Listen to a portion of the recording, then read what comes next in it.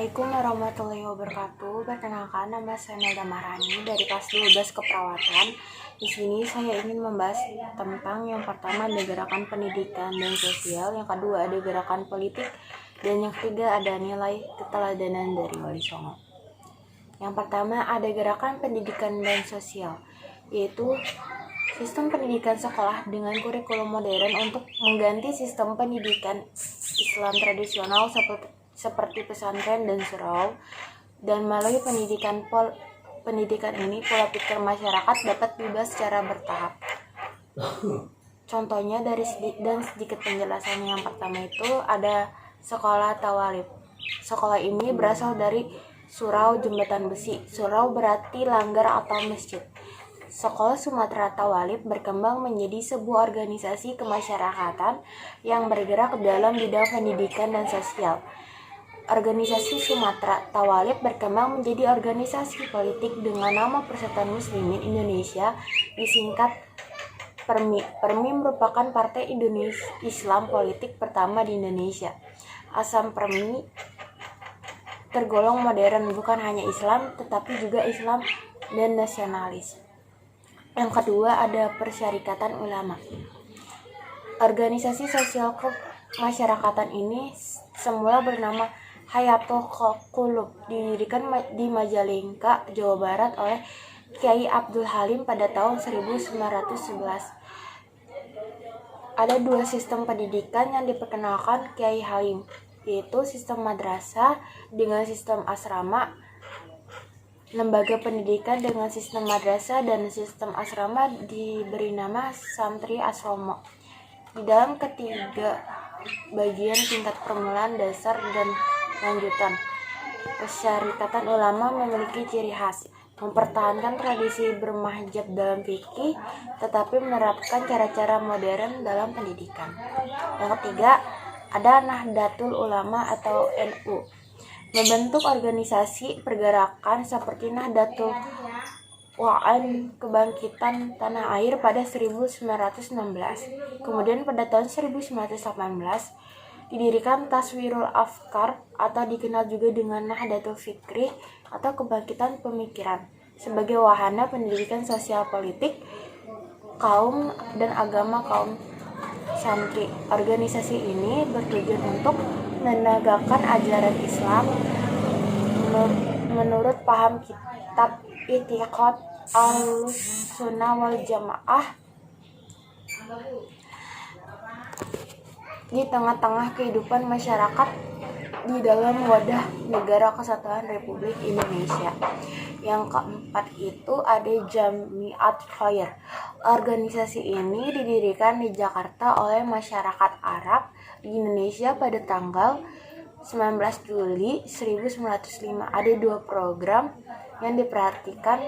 Jamiat Khair mendirikan dan membina sekolah dasar serta menyeleksi dan mengirim para pelajar untuk mengikuti pendidikan di Turki. Jamiat Khair tidak hanya menerima murid keturunan Arab tetapi juga untuk umum. Dan yang kelima ada Al-Irsyad. Organisasi sosial ini didirikan oleh kaum pedagang Arab di Jakarta. Al-Irsyad memusatkan perhatian pada bidang pendidikan dengan mendirikan sekolah dan perpustakaan. Sekolah Al-Irsyad banyak jenisnya. Ada sekolah tingkat dasar, sekolah guru, dan program takhasus memperdalam agama dan membahas bahasa asing. Dan yang terakhir ada Muhammadiyah. Organisasi ini didirikan di Yogyakarta pada tanggal 18 November 1912 oleh Kiai Ahmad Dahlan. Kegiatan Muhammadiyah dipusatkan dalam bidang pendidikan, dakwah, dan amal sosial. Muhammadiyah mendirikan berbagai sekolah Islam ala Belanda, baik dalam satuan pendidikan jenjang maupun kurikulumnya.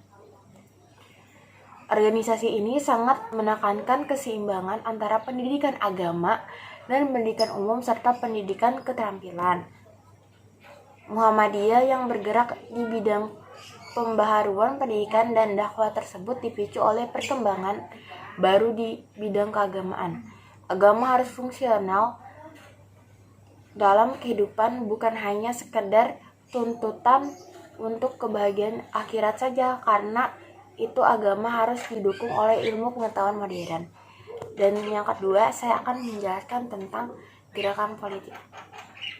Gerakan politik yaitu perjuangan umat Islam dalam mengusir penjajahan sebelum abad 20 dilakukan dengan kekuatan senjata dan bersifat kedaerahan. Pada awal abad 20, perjuangan itu dilakukan dengan mendirikan organisasi modern yang bersifat nasional, baik berupa ormas atau organisasi sosial kemasyarakatan maupun orsospol atau organisasi sosial politik. Melalui pendidikan, ormas memperjuangkan kecerdasan bangsa agar sadar tentang hak dan kewajiban dalam memperjuangkan kemerdekaan.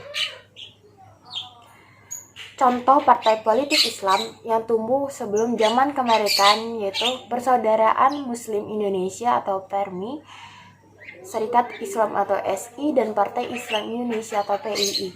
SI didirikan di Solo pada tanggal 19 November 1911 sebagai kelanjutan dari Sarekat Dagang Islam atau SDI yang didirikan oleh Haji Samanhudin pada tanggal 16 Oktober 1905.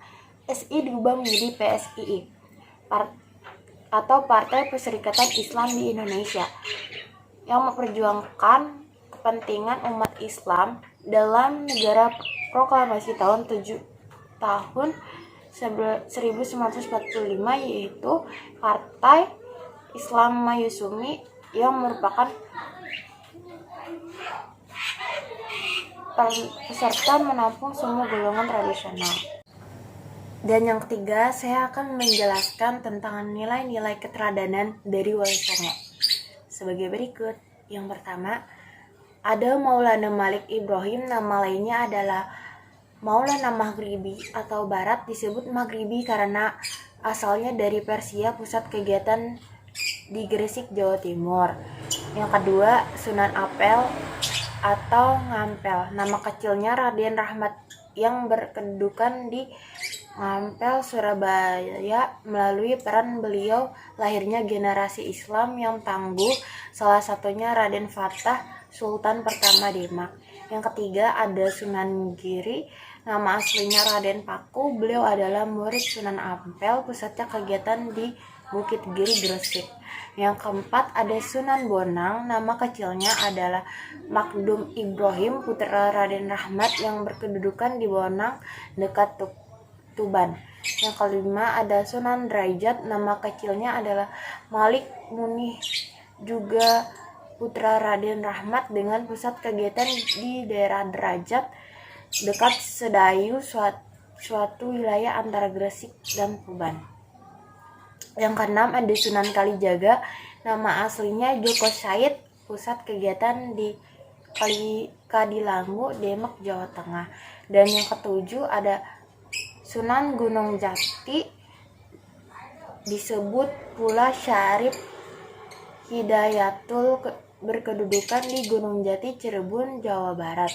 Dan yang kedelapan, ada Sunan Kudus, berkedudukan di Kudus. Yang kesembilan, ada Sunan Muria yang berkedudukan di Gunung Muria dekat Kudus. Sekian dari pembahasan tentang pemahaman sebagai berikut. Kurang lebihnya mohon maaf. Wassalamualaikum warahmatullahi wabarakatuh.